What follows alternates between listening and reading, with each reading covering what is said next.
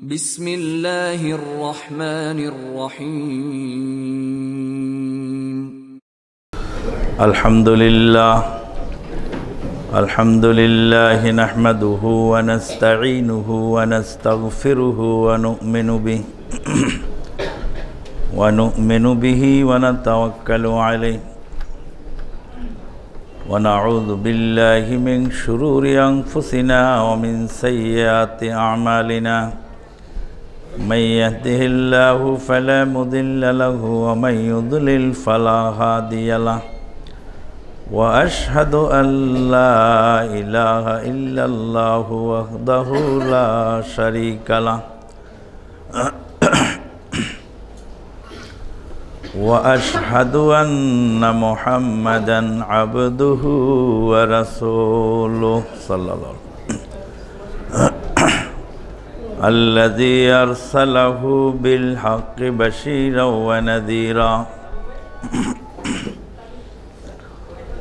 وداعيا إلى الله بإذنه وسراجا منيرا أما بعد فإن خير الحديث كتاب الله وخير الهدي هدي محمد صلى الله عليه وسلم وشر الأمور محدثاتها وكل محدثة بدعة وكل بدعة ضلالة وكل ضلالة في النار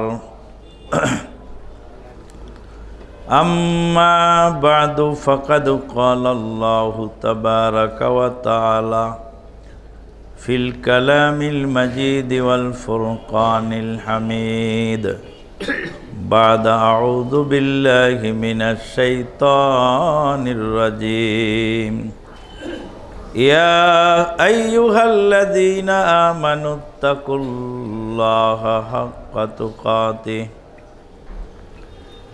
حق تقاته ولا تموتن إلا وأنتم مسلمون يا أيها الناس اتقوا ربكم الذي خلقكم من نفس واحدة وخلق منها زوجها وبث منهما رجالا كثيرا ونساء واتقوا الله الذي تساءلون به والأرحام إن الله كان عليكم رقيبا يا أيها الذين آمنوا اتقوا الله وقولوا قولا سديدا يصلح لكم أعمالكم ويغفر لكم ذنوبكم ومن يطع الله ورسوله فقد فاز فوزا عظيما وقال تعالى يا أيها الذين آمنوا لا تتخذوا بطانة من دونكم ولا يألونكم خبالا ودوا ما عنتم قد بدت البغضاء من أفواههم وما تخفي صدورهم أكبر الآية আল্লাহ পাকের অশেষ মেহেরবানিতে সালাতুল জুমা আদায়ের লক্ষ্যে আল্লাহর ঘর মসজিদে আমরা সমবেত হয়েছি। আজকে আমাদের সংক্ষিপ্ত খুতবার আলোচ্য বিষয় হলো সঙ্গী নির্বাচন করা। বেতানা শব্দের অর্থ হলো একান্ত সচিব বা নিকটস্থ ব্যক্তি, সহকারী ব্যক্তি যারা উপদেষ্টা পরিষদে থাকেন, আশেপাশে থাকেন, সবসময় মানুষকে পরামর্শ দিয়ে থাকেন, ডানে বামে চলাফেরা যারা করেন তাদেরকে বেতানা বলা হয়। আল্লাহ পাক বলছেন ইয়া আইয়ুহাল্লাযীনা আমানু লা তাত্তাখিযু বিতানাতাম মিন দুনিকুম, তোমাদের নিজস্ব ঈমানদার লোক ছাড়া কোনো বেঈমান, কোনো ফাসেক, কোনো আকীদা ভ্রষ্ট বা নীতিভ্রষ্ট লোককে তোমরা সঙ্গী সাথী, একান্ত সঙ্গী হিসাবে গ্রহণ করো। মানুষ চলার পথে অনেক রকমের লোকের সাথে চলতে হয়, ভালো মন্দর সব শ্রেণীর লোকের কাছেই যেতে হয়। জুতা সেলাই করার জন্য ঋষির কাছে যেতে হলো, ওই জন্য তার ঋষির সাথে বন্ধুত্ব করার জরুরত নেই। জুতা জোড়া রেখে বললাম ভালো করে সেলাই করে দিও, আমি একটু ঘুরে আসতেছি। জুতাটা রেখে চলে গেলাম, সে সেলাই করে রেখে দিল, তারপরে সে নিয়ে নিলাম। এটা একটা প্রয়োজন। এরকম অনেক প্রয়োজন আমাদের আছে। বাজারে যেতে হবে, টুকটাক কিছু নিয়ে চলে আসলাম, ওখানে বসে থেকে তার সাথে দীর্ঘক্ষণ আলাপচারিতার সুযোগ নেই। কারণ আন্নাসু আলা দীনি খালিলিহি, মানুষ তার বন্ধু বান্ধবের প্রভাবে প্রভাবিত হয়। রাসূলুল্লাহ সাল্লাল্লাহু আলাইহি ওয়াসাল্লাম বলেন, ইন্নামা মাসালু জালিসিস সালিহি ওয়া জালিসিস সুই কাহামিলিল মিসকি ওয়া নাফিকিল কির। হাদিস সবারই জানা আছে। রাসূলুল্লাহ সাল্লাল্লাহু আলাইহি ওয়াসাল্লাম সৎসঙ্গী এবং অসৎসঙ্গীর দৃষ্টান্ত দিয়েছেন, যে আতরের ব্যবসায়ী এবং লোহার কামারের সঙ্গে। রাসূলুল্লাহ সাল্লাল্লাহু আলাইহি ওয়াসাল্লাম যা বলেছেন যে আতরওয়ালার পাশে বসলে 3 উপকারের 1 উপকার হবে। হয় আতর তুমি কিনে নিবে, আর না হয় তোমাকে ফ্রিতে একটু মাখিয়ে দিবে, আর না হয় কমস কম ঘ্রাণটা তোমার নাকে এসে লাগবে। লোহার কামারের পাশে বসলে হয় ছাই উড়ে গায়ে পড়বে, নয়তো বা আগুনের ফুলকি এসে কাপড় পুড়িয়ে দিবে, অথবা কমস কম ওই হাঁফড়ের ধোঁয়া এসে নাকে মুখে লেগে কষ্ট দিবে। 3টার একটা হবেই। মানুষ ভালো থাকে, প্রত্যেক মানুষের ভিতরে কিছু কিছু ভালো গুণ আছে। বিভিন্ন হাদিস পড়লে আর সেটাকে খুব গভীরভাবে চিন্তা ভাবনা করলে বোঝা যায়। বুখারীতে হাদিস এসেছে, রাসূলুল্লাহ সাল্লাল্লাহু আলাইহি ওয়াসাল্লাম বলছেন, একজন দেহ ব্যবসায়ী মহিলা রাস্তা দিয়ে যাচ্ছিল, যেতে যেতে পিপাসা লাগলো, কূপ থেকে পানি তুলে পান করলো। কিছুক্ষণ পরে দেখতে পেল যে কুকুরের ছানা পিপাসার কারণে স্যাঁতস্যাঁতে মাটি চেটে চেটে খাচ্ছে। তার দয়া মায়া হয়ে গেল, নিজের গামবুটের সাথে উড়না বেঁধে কূপ থেকে পানি তুলে কুকুর ছানাকে পান করিয়ে দিল। আল্লাহ পাক তাকে ক্ষমা করে দিলেন। হাদিস থেকে অনেকগুলি জিনিস জানা গেল।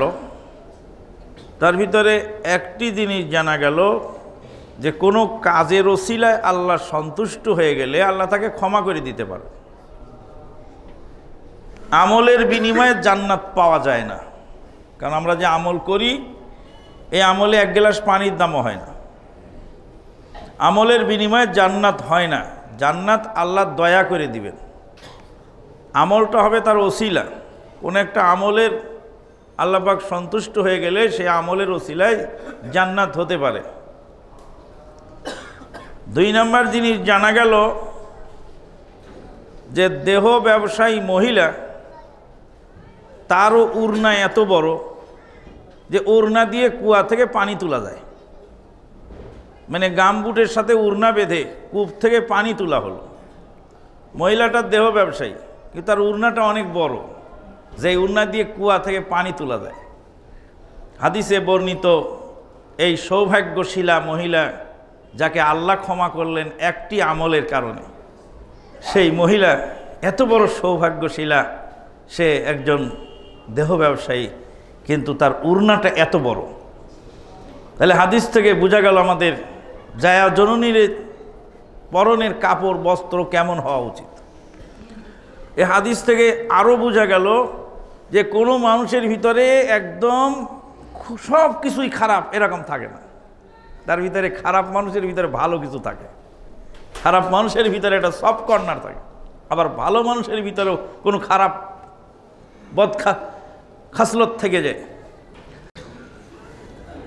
যেটা ভালো সেটা গ্রহণ করব, যেটা খারাপ সেটা গ্রহণ করব না, বর্জন করব। এটাই হলো আমাদের মূলনীতি। মহিলাটা দেহ ব্যবসায়ী, কিন্তু কুকুর ছানার উপরে তার কত মায়া আর কত দয়া যে সে নিজের জুতা পানিতে চুবিয়ে, চামড়ার জুতা পানিতে চুবাইলে তো নষ্টই হয়ে যায়, অনেক ক্ষতি হয়। চামড়ার জুতাতে উড়না বেঁধে দিয়ে পানি তুলে কুকুর ছানাকে খাইয়ে দিল। বোঝা গেল যে খারাপ মানুষের ভিতরে কিছু ভালো গুণ থাকে। তাই বলছিলাম যে সব মানুষের ভিতরে সব খারাপই থাকে না। হাদিসে রাসূল সাল্লাল্লাহু আলাইহি ওয়াসাল্লাম লোহার কামারের পাশে বসতে মানা করেছেন, এর মানে এই নয় যে লোহার কামার লোকটা খুব খারাপ। এখান থেকে যারা লোহার কামারের কাজ করেন তাদের আবার আক্ষেপ করার কিছু নেই। দাউদ আলাইহিস সালাম ছিলেন লোহার কামার। আল্লাহ রাব্বুল আলামিন দাউদ আলাইহিস সালামকে কর্মকারের কাজ শিখিয়েছিলেন। কাজেই কামারের কাজটাও একটা নবীর পেশা। কার্পেন্টার ছিলেন জাকারিয়া আলাইহিস সালাতু ওয়াস সালাম। সহিহ মুসলিমে হাদিস আছে, ওয়াকানা জাকারিয়া নাজ্জারান। জাকারিয়া আলাইহিস সালাম ছিলেন কাঠের মিস্ত্রি। নবী রাসূলগণ বিভিন্ন পেশা ব্যবহার করতেন। লোহার কামার দাউদ আলাইহিস সালাম ছিলেন। কাজেই লোহার কামারকে খাটো করার জন্য আল্লাহ নবী হাদিস বলেননি। এটা দৃষ্টান্ত হলো যে লোহার কামারের কাছে বসলে কিছু ক্ষতি হয়, আর আতরওয়ালার কাছে বসলে কিছু না কিছু লাভ হয়। মানুষ ভালো থাকে, ভালো তার পরিবেশে থাকতে দেয় না। লোকটা ঘুষ খায় না, কিন্তু তার স্ত্রী ঘুষ খাওয়ার পক্ষে। টুডে অর টুমোরো ওই স্ত্রীর সাথে থাকতে থাকতে সে লোক ঘুষখোর হয়েই যাবে।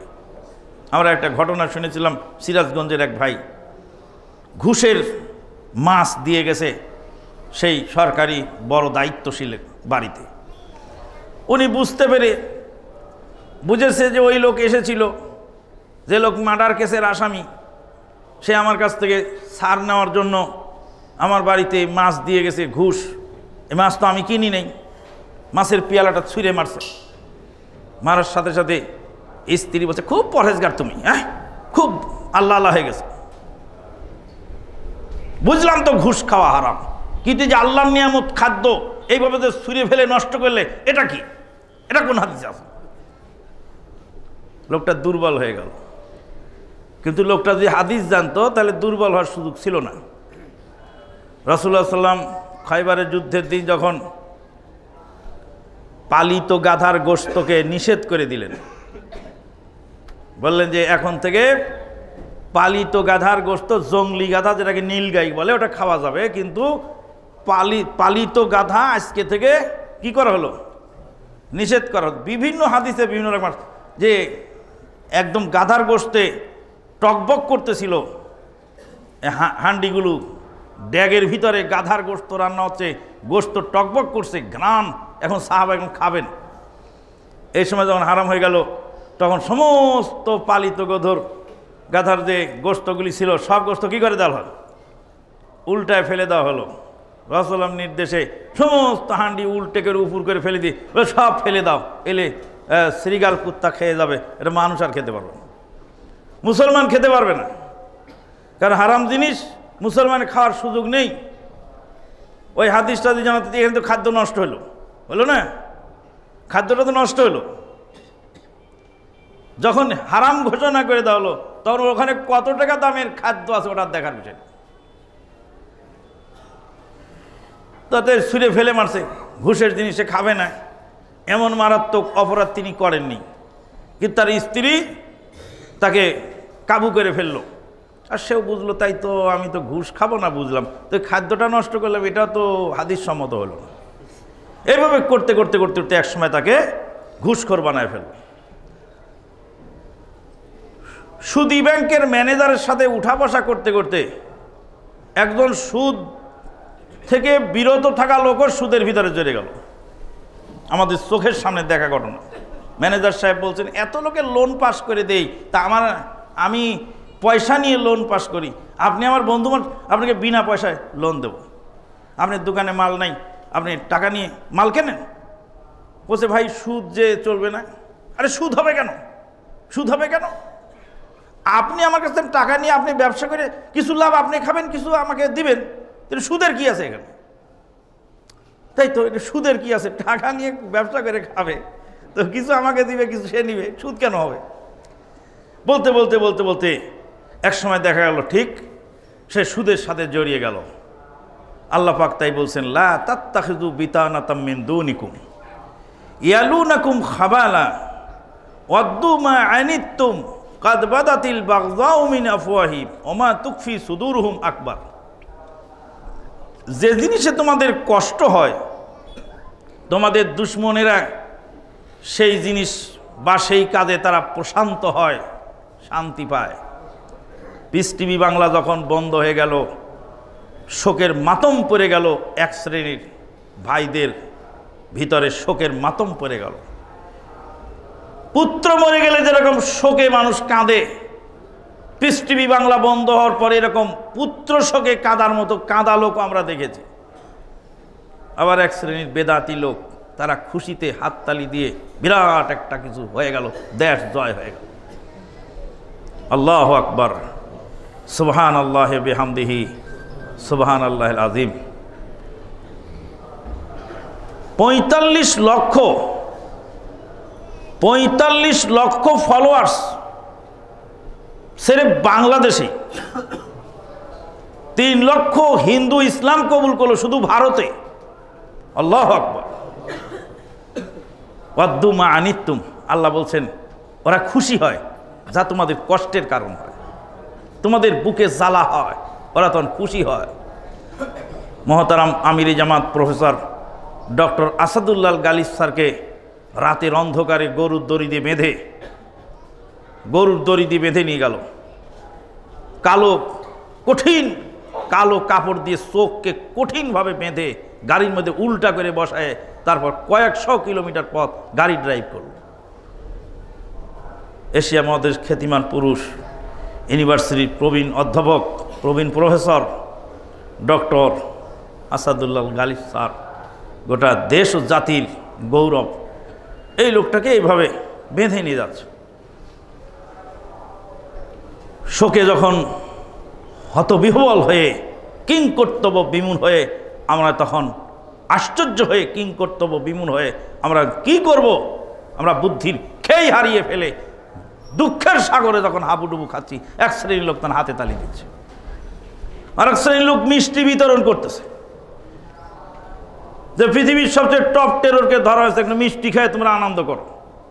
আল্লাহ পাক বলছেন, ওয়াদ্দু মা আনিতুম, তোমাদের কষ্ট দেখলে ওরা খুশি হয়। যারা তোমাদের কষ্ট দেখলে খুশি হয়, এদেরকে বন্ধু মনে করতে পারো না, এদের সাথে চলবে ফিরবে, উঠবে বসবে, কিন্তু এরা একান্ত কাছে আসার সুযোগ যেন তারা না পায়। টুডে অর টুমোরো তোমাকে অবশ্যই বিভ্রান্ত করে ফেলবে। ওয়াদ্দু মা আনিতুম কাদ বাদাতিল বাগযাউ মিন আফওয়াহিম, তাদের মুখ দিয়ে অনেক কথা বের হয়ে যায়, মুখ ফসকে বের হয়, বিদ্বেষমূলক কথা ভিতর থেকে বেরিয়ে আসে, চাপা থাকে না। লিসানু তারজুমানুল কলব, মানুষের জবানটা হলো অন্তরের ট্রান্সলেটর। মানুষের জবানটা মনের ট্রান্সলেটর, মনের ভিতরে যা আছে ওটা জবানে ট্রান্সলেট করে দেয়, মুখ ফসকে পট করে অরিজিনাল কথাটা বাড়ায় দেয়। কাদ বাদাতিল বাগযাউ মিন আফওয়াহিহিম ওয়া মা তুকফি সুদুরহুম আকবার, আর ভিতরে যেটা আছে সেটা আরো ভয়াবহ। আল্লাহ পাক বলেন, কুনু মা সাদিকিন, তোমরা নেককার লোকদের সাথে চলো, সত্যবাদীদের সাথে চলো, সত্যবাদীদের সাথে চলো, নেককার লোকদের সাথে চলো।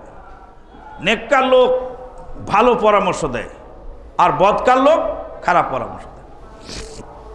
জলিলুল কদর নবী সুলাইমান আলাইহিস সালাম, তার পরিষদের মধ্যে একটা পাখি আছে, পাখিটা অনুপস্থিত। সুলাইমান আলাইহিস সালাম বলছেন, মালি লাম আরাল হুদহুদা আমকানা মিনাল গায়বিন, কি ব্যাপার, হুদহুদ পাখিকে যে আমি দেখতে পাচ্ছি না, হুদহুদ পাখি কি অনুপস্থিত হয়ে গেল? সুলাইমান আলাইহিস সালামের হুদহুদ পাখি কোথায় গেল সুলাইমান আলাইহিস সালাম খুঁজতেছেন। আমাদের দেশের বুজুর্গের মতো এত পাওয়ার ছিল না যে চোখ বন্ধ করে আল্লাহর আরশ দেখে ফেলে। এমন বুজুর্গ বলে আছে, সে বুজুর্গ বলে জমিনে বসে আল্লাহর আরশ দেখে। আর এক বুজুর্গ যে আল্লাহর আরশে গিয়ে বলে, ও আরশ, আরশ রে, আল্লাহ কই? আর এক বুজুর্গ মনসুর হাল্লাদরে গিয়ে যায়, জেলখানায় পাইল না। তারপরে বললো, মনসুর তুমি কোথায় গেছিলে? কয় যে আল্লাহ আমার বাড়িতে দিদার করতে এসে জেলখানা পুড়ে ভস্মীভূত হয়ে গেছে। আর এক বুজুর্গ এক ধমকে মহিলাকে পুরুষ বানায় ফেলছে। তো বুজুর্গদের কিচ্ছা কাহিনী। তো সুলাইমান আলাইহিস সালাম এত বড় বুজুর্গ ছিলেন না। কালকে আবার কাটিং করে কেউ না বলে যে সুলাইমান আলাইহিস সালাম এত বড় বুজুর্গ ছিল না। এই দেখো আমানুল্লাহ মদনী সুলাইমান আলাইহিস সালামের বিরুদ্ধে কথা বলা শুরু।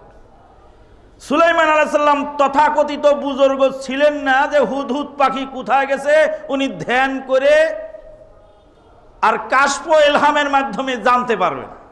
উনি বলছেন মালিলাম আরাল হুদুদা আমকানা মিনাল গায়েবিন। হুদহুদ পাখি গায়েব থাকলে কোথায়, অনুপস্থিত কেন, কোথায় গেছে সে? হুদহুদ যদি উপযুক্ত কারণ দর্শাতে না পারে তাহলে আমি হুদহুদকে জবাই করে ফেলব। লা আযবাহান্নাহু আও লা ইয়াতিয়ান্নি বিসুলতানি মুবিন। সুলাইমান আলাইহিস সালাম অর্ডিন্যান্স বলে দিলেন, সিদ্ধান্ত বলে দিলেন। হুদহুদ পাখি ফামাকাসা গায়রা বাঈদ, একটু পরেই হুদহুদ পাখি এসে বসে গেল। হুদহুদ পাখি বলছে, আহাত্তু বিমা লাম তুহিত বিহি। সুলাইমান, আমি যা জানি তুমি তা জানো না। এটা পাখি, পাখির আবার কত বড় পাওয়ার, আর কথার ওজন কত, কথা কি পাওয়ারফুল কথা। আহাত্তু বিমা লাম তুহিত বিহি, তুই যা জানিস না আমি তা জানি। সুলাইমান, তুমি যা জানো না আমি তা জানি। এমনি জিতুকা মিন সাবাইন বিনাবাইন ইয়াকিন, আমি সাবা থেকে আসলাম একটি নির্ভরযোগ্য খবর নিয়ে। ইন্নী ওয়াজাদতু ইমরাতান তামলিকুহুম, আমি একজন রমণীকে দেখলাম সেখানে নেতৃত্ব দিচ্ছে। ওয়ালাহা আরশুন আজিম, তার রয়েছে একটা মহান বড় সিংহাসন। ওয়াজাদতুহা ওয়া কাওমাহা ইয়াসজুদুনা লিশ-শামসি মিন দুনিল্লাহ, গায়রুল্লাহকে, আল্লাহকে বাদ দিয়ে ওই রমণী এবং তার জাতি সূর্যের পূজায় লিপ্ত আছে। নারী নেতৃত্ব চলে না, এটা হুদহুদ পাখি বুঝতে পারে, আমরা বুঝি না। আমাদের হালাল হারাম হয়, হারাম হালাল হয়। নারী নেতৃত্ব চলে না, এটা হুদহুদ পাখি বুঝতে পারে। ইন্নী ওয়াজাদতু ইমরাতান তামলিকুহু, মহিলা নেতৃত্ব দিচ্ছে এটা বিশাল রাষ্ট্রে, এটা আবার কেমন জিনিস, এটা হুদহুদ পাখির কাছে ভালো লাগেনি। ওয়াজাদতুহা ওয়া কাওমাহা ইয়াসজুদুনা লিশ-শামসি মিন দুনিল্লাহ, আমি তাকে এবং তার জাতিকে দেখেছি সূর্যের পূজা করতেছে। সূর্যের পূজা চলবে না, নারী নেতৃত্ব চলবে না, এটা নিকৃষ্ট ঘৃণিত জিনিস। এই কথাটা হুদহুদ পাখির ব্রেনে লেগেছে, তাই সে পরামর্শ দিচ্ছে সুলাইমান আলাইহিস সালামকে, যাও এখন তুমি ফিলিস্তিন থেকে গিয়ে ওখানে মুলকে সাবায় গিয়ে ইয়ামানে গিয়ে তুমি এই ইয়ামানের মাটিতে নারী নেতৃত্বকে খতম করে সূর্যের পূজা বন্ধ করে আল্লাহর বিধানকে সেখানে চালু করার ব্যবস্থা করে দাও। ইয়ামানের মতো রাষ্ট্রে ইসলাম প্রতিষ্ঠিত হলো। প্রতিষ্ঠার সূচনায় কে ছিল? হুদহুদ পাখি। এটা পাখিকে দিয়ে আল্লাহ যে কাজ করাই নিতে পারে, আমার মতো আপনার মতো দুর্বল ইমানদারকে দিয়ে অনেক সময় সে কাজ হয় না। মাঝে মাঝেই বলে থাকি, সুলাইমান আলাইহিস সালামের মরা লাশ খাড়া করে রেখে আল্লাহ পাক বায়তুল মাকদেস নির্মাণ করে নিলেন। সুলাইমান আলাইহিস সালামের মরা লাশ মৃত্যুর পরে লাঠির উপরে ভর করিয়ে দাঁড় করিয়ে রাখলেন আল্লাহ পাক। বায়তুল মাকদেসের পাহারাদার হলেন সুলাইমান আলাইহিস সালামের মরা লাশ। আল্লাহর দিনের কাজ মরা লাশকে দিয়েও করিয়ে নেন। আল্লাহর দিনের কাজ আপনাকে দিয়ে আমাকে দিয়ে না হলে আল্লাহ মরা লাশকেও পাহারাদার বানিয়ে বায়তুল মাকদেসের মতো জায়গা নির্মাণ করাতে পারে। আল্লাহর কাজের লোকের অভাব নেই। আমি আপনি আল্লাহর দিনের কাজ না করি, কোরআন সুন্নাহর কাজ না করি, কোরআন সুন্নাহর পথে না চলি, তাওহীদের কথা না বলি, তাওহীদি আন্দোলনে কাফের অংশ না নেই, তাহলে এমন কোনো লোক নেই আল্লাহ পাক হুদহুদ পাখিকে দিয়ে তাওহীদের কথা বলায় না। মরা লাশকে খাড়া করে নিয়ে আল্লাহ পাক দিনের কাজ করিয়ে নেবেন। আলহামদুলিল্লাহ। আরে আজাদ বেজাত এগুলির কথা বাদ দেন। আজাদ বেজাত কত আসবে আর যাবে। আহমদ শরীফ বলছিলেন যে গভীর জ্ঞান মানুষকে নাস্তিক বানায় আর স্বল্প জ্ঞান মানুষকে আস্তিক বানায়। সেই সময় আহমদ শরীফ যখন এই ঘোষণা দিল তখন একটা খুতবা দিয়েছিলাম আমি। খুতবার মধ্যে বলছিলাম, আহমদ শরীফ তোমার বাপ তোমার নাম সুন্দর করে রেখেছে আহমদ শরীফ। এখন আমরা দেখতে পাচ্ছি তুমি তো আসলে আহমদ না, তুমি একজন আহম্মক। তোমার যে গুরুর গুরু আহমদ শরীফের গুরুর গুরু Francis beacon, mister Francis beacon বলছেন গভীর জ্ঞান মানুষকে আস্তিক বানায়, স্বল্প জ্ঞান মানুষকে নাস্তিক বানায়। আহমদ শরীফ তুমি বলো তোমারটা মানবো না ফ্রান্সোয়াস বেকনের কথা মানবো? তোমার গুরুর গুরু তোমার দাদা হুজুর ফ্রান্সোয়াস বেকন বলছেন গভীর জ্ঞান মানুষকে আস্তিক বানায় আর স্বল্প ঠুনকো জ্ঞান মানুষকে নাস্তিক বানায়। কারটা শুনবো, তোমারটা না ওরটা? তো কাজেই বলতেই থাকবে, কিয়ামত পর্যন্ত এরম আসবে, আসে অনেক কিছু বলে যাবে, কিন্তু মরার সময় বলে oh my lord, oh my god, oh my lord. সেই দুর্ধর্ষ কমিউনিস্ট কার্ল মার্কস সারা জীবন বলল rule by eternal laws of iron there is no god, কিন্তু মৃত্যুর সময় বলল ও মাই গড। ফেরাউন যেমন বলছে আমানতু বিল্লাহিল্লাযী আমানাত বিহি বানু ইসরাঈল, আমি ওই আল্লাহর প্রতি ঈমান আনলাম যে আল্লাহর প্রতি ঈমান এনেছে বানি ইসরাঈল। দুর্ধর্ষ কমিউনিস্টের মুখ দিয়ে, মিস্টার কার্ল মার্কসের মুখ দিয়ে মৃত্যুর পূর্ব মুহূর্তে এমন একটি শব্দ বের হলো, বলো ও মাই গড। আল্লাহু আকবার। আল্লাহ রাব্বুল আলামিন মানুষের ভিতরে ঈমান রেখেছেন, ওটাকে বলে জিবিল্লি খাসলাত। মানুষকে তৈরি করার সময় তাকে ঈমানের মূল বিষয় দিয়ে তাকে সৃষ্টি করা হয়েছে। সে কিছু না কিছু বিশ্বাস করে। আমি যে কিছু মানি না এটাও একটা বিশ্বাস, আমি যে কিছুই মানি না এটাও একটা বিশ্বাস। এটা একটা বিশ্বাস নয়? আমি কিছু খাবো না এটাও একটা সিদ্ধান্ত। আমি কি খাবো এটার একটা সিদ্ধান্ত আছে।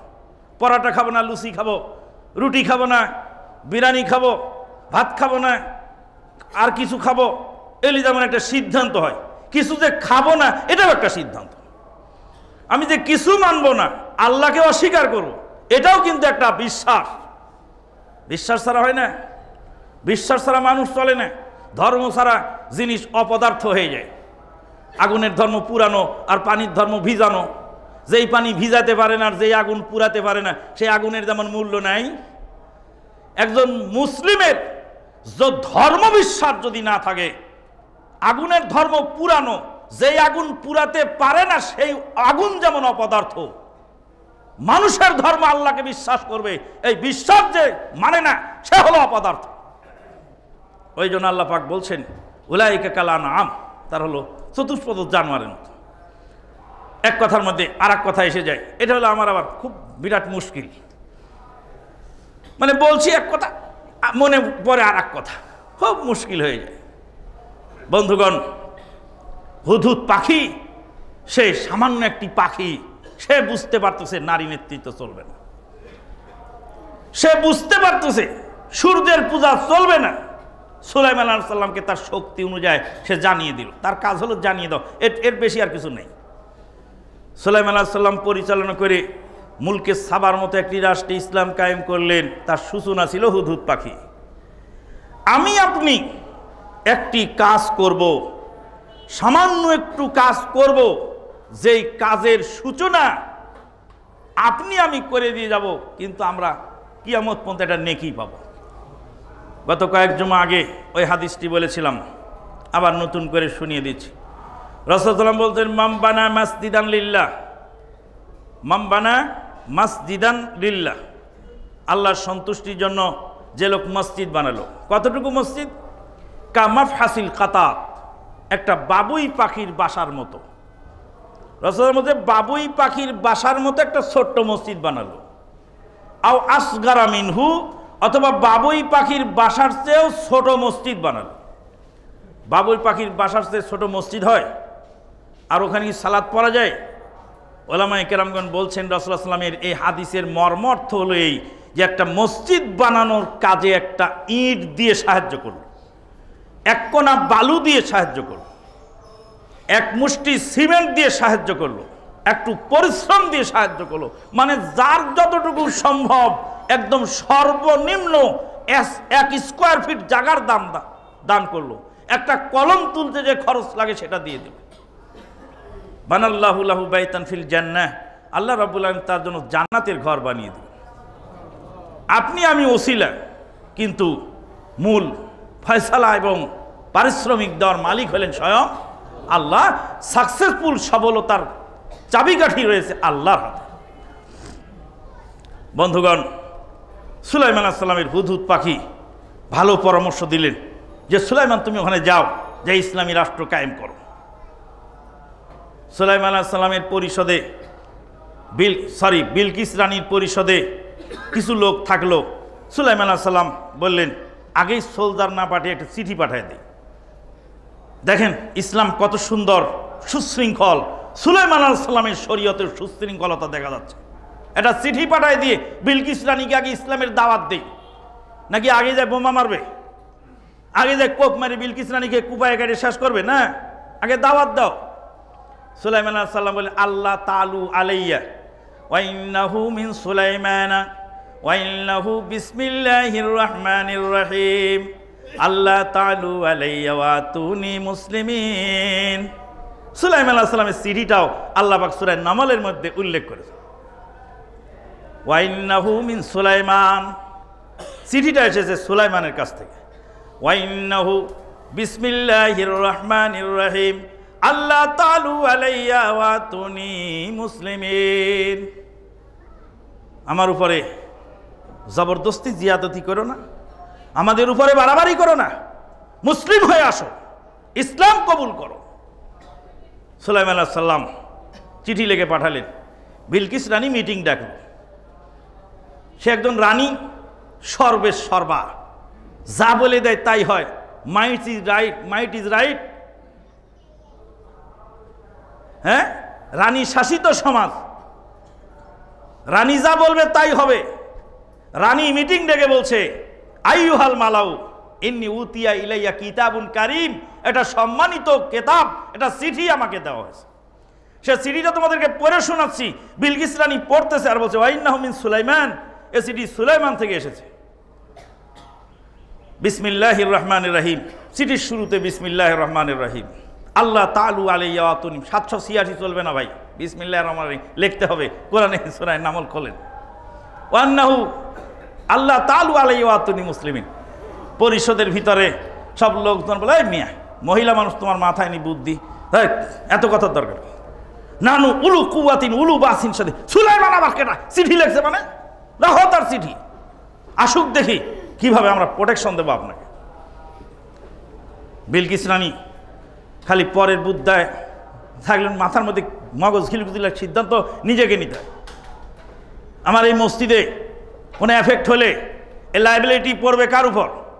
খুতবায় এফেক্ট পড়লে খতিবের উপর পড়বে, অন্যান্য সিদ্ধান্তের এফেক্ট পড়লে কমিটির উপর পড়বে। মুসল্লি তো ঢেল মেরে চলে যাবে, কিন্তু কমিটির দায়ভার গ্রহণ করতে হবে। বকাওয়ালা তো বকে চলে যাবে, খতিবের দায়ভার নিতে হবে যে কোন খতিবকে তুমি মেম্বারে তুলে দিস। লাইবিলিটি রানীকে নিতে হতো। বিলকিস রানী বলছে, ইন্নাল মুলুকা ইযা দাখালু কারিয়াতান নাফসাদুহা ওয়া জাআলু আইজ্জাতা আহলিহা আযিল্লা ওয়া কাযালিকা ইফআলুন।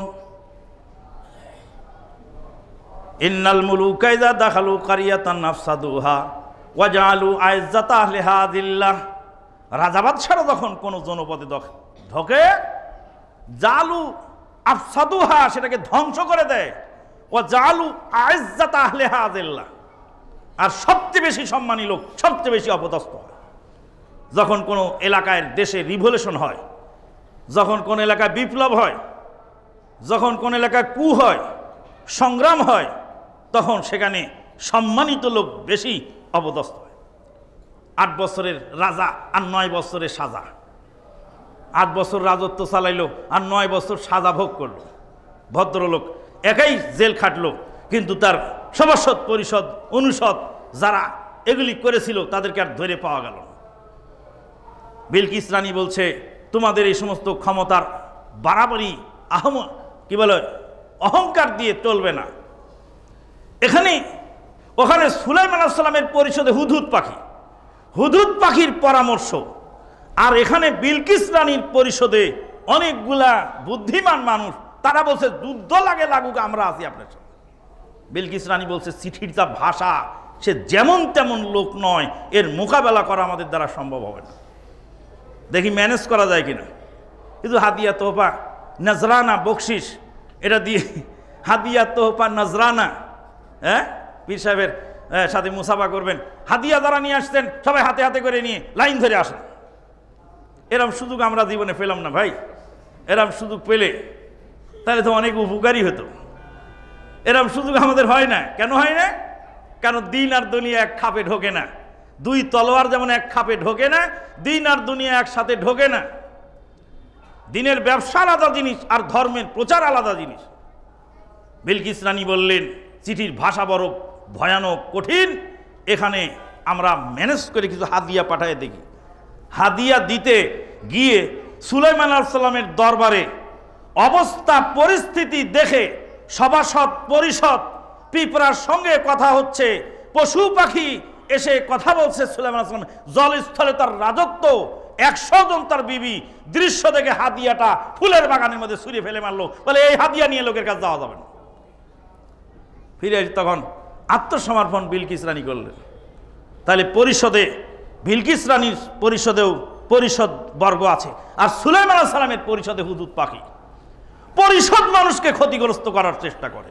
সেই দিনে যদি বিলকিস রানী তার পরিষদের কথা অনুযায়ী নাহানু উলু কুওয়াতিন উলু বাসিন শাদীদ, তাহলে সিদ্ধান্ত নিলে আত্মঘাতী সিদ্ধান্ত হতো। ওই জন্য পরিষদ, বন্ধু, আত্মীয়, যার সাথে আপনি চলবেন সে কেমন মানুষ হবে, সেই বিষয়টা আপনাকে আমাকে যাচাই বাছাই করে নিয়ে এগিয়ে চলতে হবে। সবাই আহলে হাদিস আন্দোলনের সাথে থাকুন। ওমা আলাইনা ইল্লাল বালাগ। আকুলু কাওলি হাযা আস্তাগফিরুল্লাহ লি ওয়া লাকুম ওয়া লিসাইরিল মুসলিমিন।